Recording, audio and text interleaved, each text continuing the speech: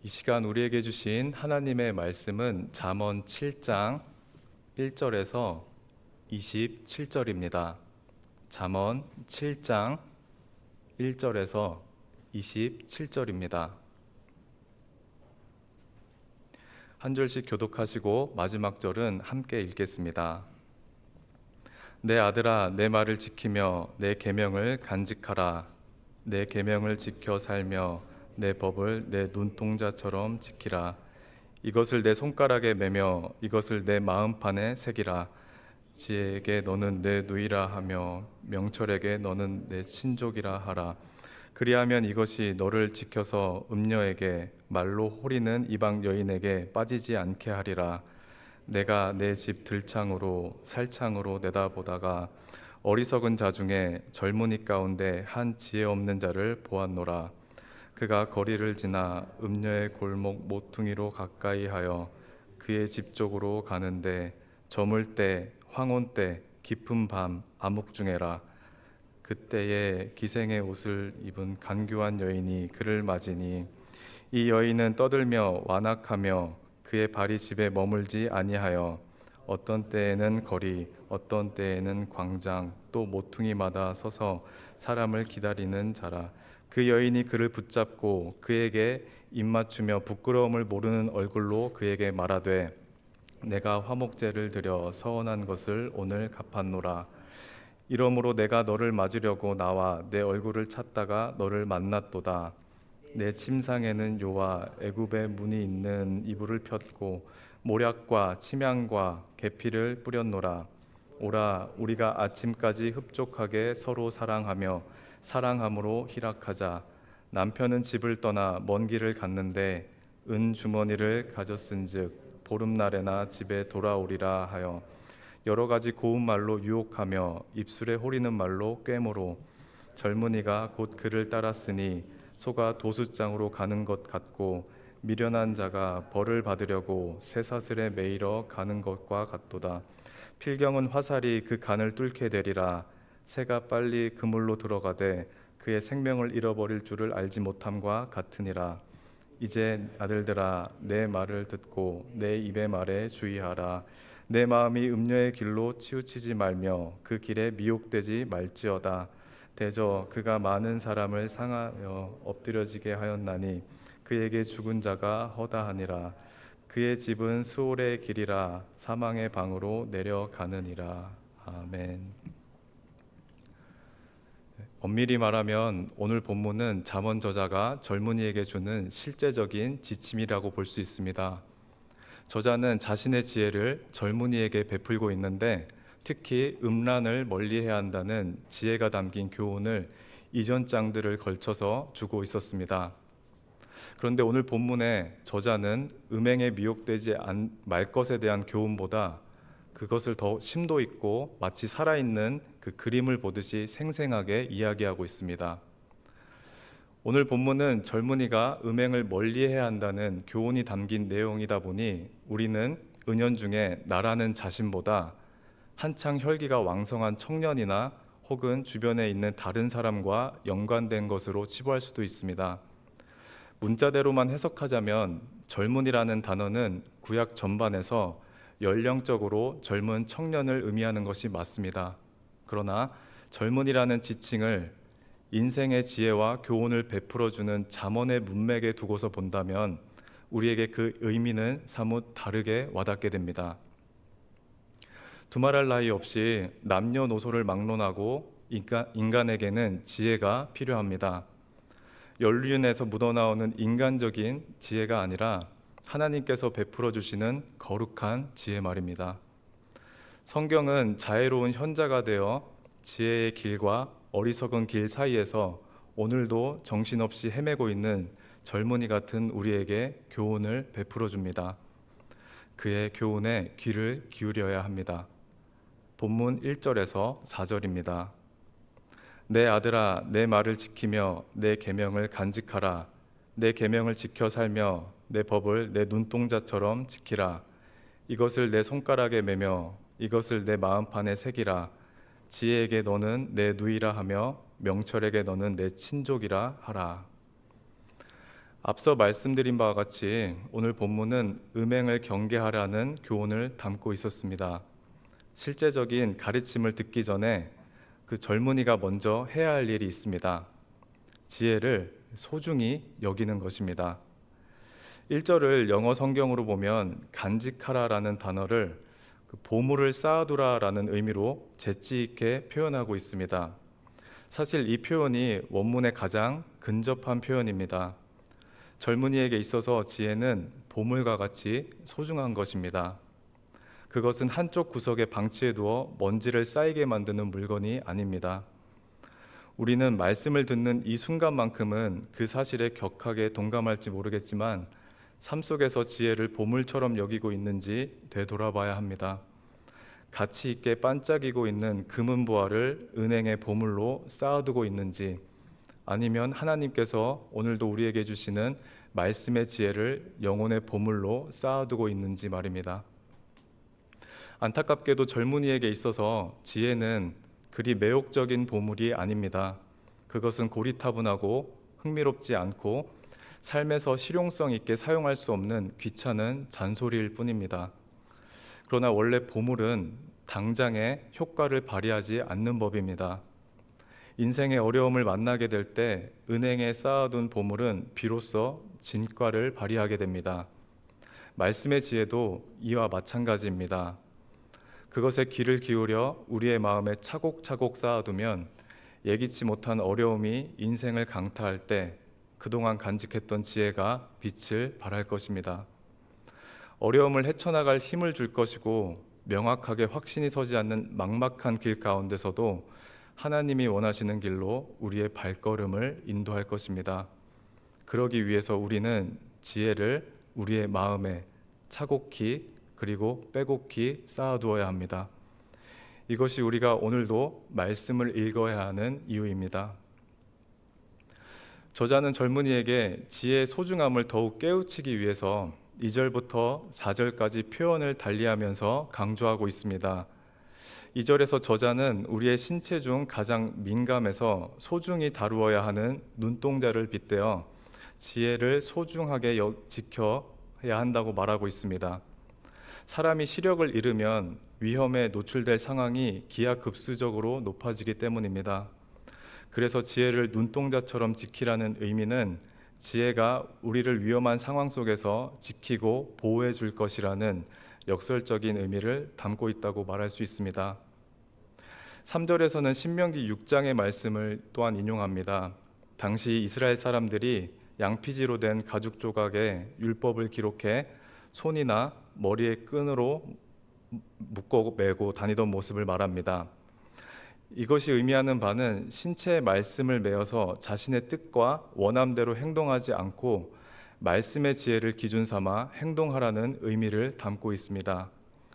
지혜로운 자는 자신의 원함대로 생각하고 행동하고 말하지 않습니다. 그는 신체 하나하나에 끈에 매인 자와 같이 조심히 생각하고 행동하고 말을 합니다. 올해 우리 교회 표어를 빌려 말하자면 지혜로운 자란 잡힌 바 된 자입니다. 머리와 손 그리고 발이 하나님의 지혜의 끈으로 매어 수동적인 삶을 사는 자가 지혜로운 자입니다. 4절에서는 지혜를 이 세상에서 가장 가까운 사람처럼 대하라고 말하고 있습니다. 우리는 지혜를 사랑의 대상인 누이처럼 대하고 한평생 생각과 마음을 공유하는 친족처럼 여겨야 합니다. 이 구절에서 친족은 가장 친한 친구라는 관계를 의미하는 단어입니다. 지혜는 우리가 가장 가까이 사랑하고 생각과 마음을 나누어야 할 대상입니다. 이렇게 지혜를 귀하게 여기는 자에게 성경은 무엇을 약속하고 있습니까? 본문 5절입니다. 그리하면 이것이 너를 지켜서 음녀에게 말로 호리는 이방 여인에게 빠지지 않게 하리라. 지혜는 우리를 지켜줍니다.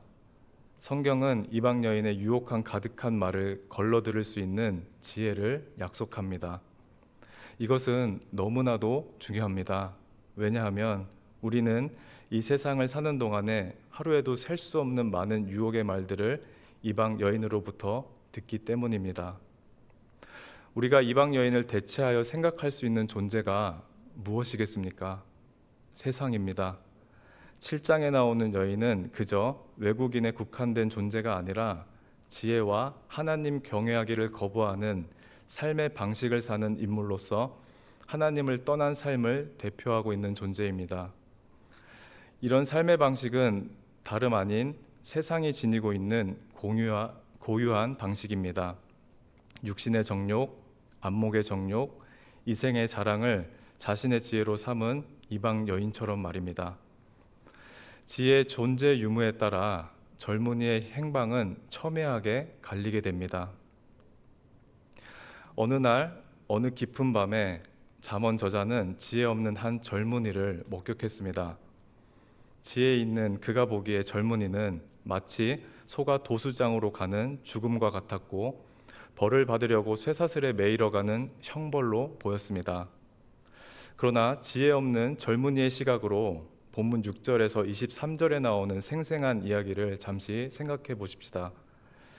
그에게는 이방 여인을 만나 그녀의 품에 안기는 것은 소가 도수장으로 가는 것과 같은 죽음이 아닌 누구도 쉽게 누리지 못하는 행운으로 여겼을 것입니다. 그는 유혹이 가득한 말을 들으면 들을수록 자신은 아름다운 여인에게 선택받기에 충분하다고 착각했습니다.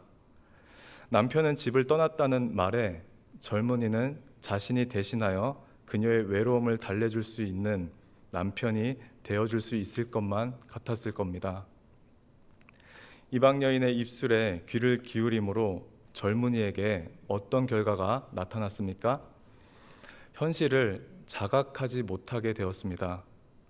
이것이 이방 여인이 쓰는 간사한 수법입니다. 마치 현실을 말하고 있는 듯하나 결과적으로 전혀 현실적이지 않은 한낱 유혹에 지나지 않습니다.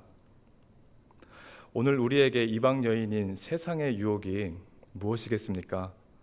믿음은 현실적이지 않다는 말입니다. 인생이란 당장 오늘을 고군분투해 살아가는 실존적인 전투인데 믿음은 그러한 현실을 회피하는 세계라고 말합니다. 그러니 당신도 치열하게 오늘이라는 24시간 안에서 1분 1초를 아끼며 자신의 지혜로 삶을 디자인해 나가라고 말합니다.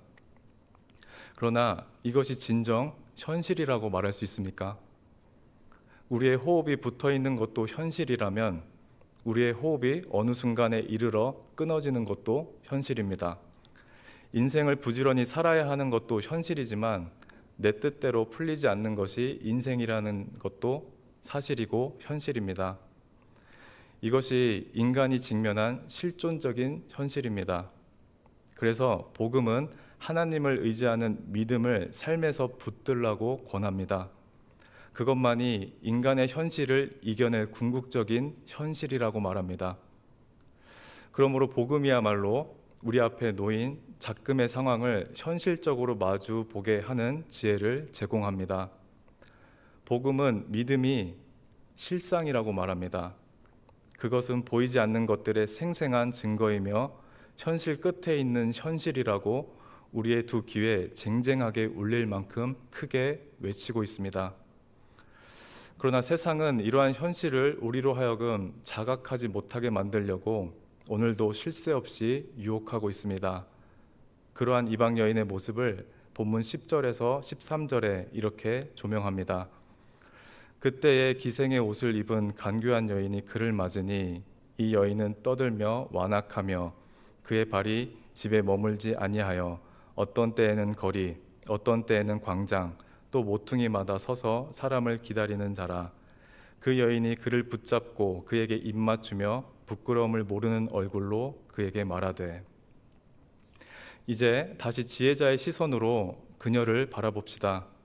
젊은이에게 그녀의 옷차림은 상당히 화려해 보였을지 몰라도 지혜자의 눈에 그녀의 옷은 그저 기생이나 입을 법했고 그것만으로도 그녀를 경계하기에 충분했습니다. 그 다음으로 그는 그녀의 입술을 눈여겨보았습니다. 그가 듣기에 그녀의 말은 정신이 하나도 없었습니다. 이 말을 달리 표현하면 지혜자의 눈에 이방 여인의 입술에는 정숙한 경건함이 전혀 묻어나오지 않았습니다. 지혜자는 어리석음의 표상이 시끄럽고 실속 없는 말을 내뱉는 입술이라는 사실을 잘 알았습니다. 또한 그는 이방 여인의 발걸음도 보았습니다. 특이한 점은 그녀의 발걸음은 그 당시 여인들처럼 집안을 돌보는 데 열심을 내지 않고 길거리에 다니는 젊은이를 기다리는 엉뚱한 방향으로 쏟았습니다. 한마디로 지혜자가 볼 때 그녀의 말과 행동은 수상하기 짝이 없었지만 지혜 없는 젊은이는 길거리에서 숨어있던 그녀에게 아무런 수상한 점을 발견할 수 없었습니다. 보아도 보지 못했고 들어도 듣지 못한 우매한 상태였던 것입니다. 그래서 결국 그는 13절에 나온 모습처럼 이방 여인에게 꽉 붙잡히고 말았습니다. 악어 입에 물려 붙잡힌 힘없는 새끼 사슴처럼 젊은이는 더 이상 움직일 수 없게 되었습니다. 이방 여인은 본격적으로 호리는 말로 그를 유혹하기 시작합니다. 본문 14절에서 20절이 바로 그러한 유혹을 담고 있습니다. 여기에 남긴 호리는 말들 중에 그녀의 혀의 가장 근본적인 유혹은 바로 이것입니다. 본문 18절입니다. 오라, 우리가 아침까지 흡족하게 서로 사랑하며 사랑함으로 희락하자. 그녀의 유혹은 사랑이라는 이름으로 그럴듯하게 꾸며지고 있습니다. 젊은이가 사랑해야 할 대상이 아닌 자신과 밤이 새도록 흡족하게 사랑하자고 말을 하고 있습니다. 그리고 자신과의 사랑으로 희락을 누리라고 유혹합니다. 하지만 이것은 명백한 거짓입니다. 그녀가 권한 말은 사랑이 아니라 쾌락이었습니다. 길을 가던 한 젊은이에게 느닷없이 잘못된 사랑의 대상을 충분히 누릴 수 있는 사랑의 대상이라고 속이는 말에 지나지 않았습니다. 그리고 그녀는 자신과 옳지 않은 사랑을 나눔으로 희락을 누리자고 속삭이고 있습니다. 지혜자는 본문 22절부터 27절에서 그 끝은 수월의 길, 사망이라고 말하고 있습니다. 세상은 지금도 매혹적인 여인으로 가장해 우리의 귀에 속삭이고 있습니다. 그녀는 사랑할 대상은 당장의 눈에 보이지 않는 하나님이 아니라 이 생에서 분명하게 보이고 만질 수 있는 세상 자신이라고 말합니다. 다시 말해 그녀는 우리가 이 세상에서 사랑해야 할 대상을 바꾸어 놓으려고 온갖 호리는 말로 우리를 꾀할 것입니다. 지혜가 왜 필요합니까? 지혜는 우리가 무엇을 들어야 하는지, 우리가 무엇을 보아야 하는지, 우리가 이 세상에서 무엇을 사랑해야 하는지 올바르게 가르쳐주고 있기 때문입니다. 지혜가 없는 자는 세상에 유혹한 그 가득한 말에 붙잡힌 바 됩니다. 그 결과 세상이 자신에게 희락을 줄 수 있는 사랑의 대상으로 착각하게 되고 하나님은 자신에게 기쁨을 줄 수 없어 더 이상 사랑할 수 없는 대상으로 여기게 됩니다. 우리는 오늘도 복음이 전해주는 지혜의 말에 귀를 기울여야 합니다. 우리 교회의 언어로 표현하면 그녀의 유혹에 잡힌 바 되지 않고 복음에 잡힌 바 되어야 합니다. 복음은 하나님만이 우리의 참된 사랑의 대상이라는 진실을 말해주고 있기 때문입니다. 우리의 희락은 그 안에서만 발견되며 그 안에서만 영원한 기쁨과 만족을 누릴 수 있습니다. 이것은 우리의 지혜자가 되는 성경이 가르쳐주는 바이며 기독교 동서고금을 관통하는 고전에서 언급하는 지혜입니다. 하나님만이 우리의 유일한 사랑이자 우리가 누릴 수 있는 그 참된 희락입니다. 이러한 지혜에 잡힌 바 된 자는 생명의 길과 생명의 방에 들어가게 될 것입니다. 기도하시겠습니다.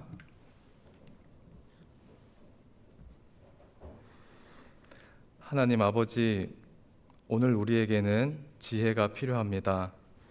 오늘만이 아니라 날마다 지혜가 필요합니다. 무엇이 참된 지혜인지 바라볼 수 있는 지혜를 허락해 주시고 지혜를 지혜답게 들을 수 있는 지혜를 허락해 주십시오.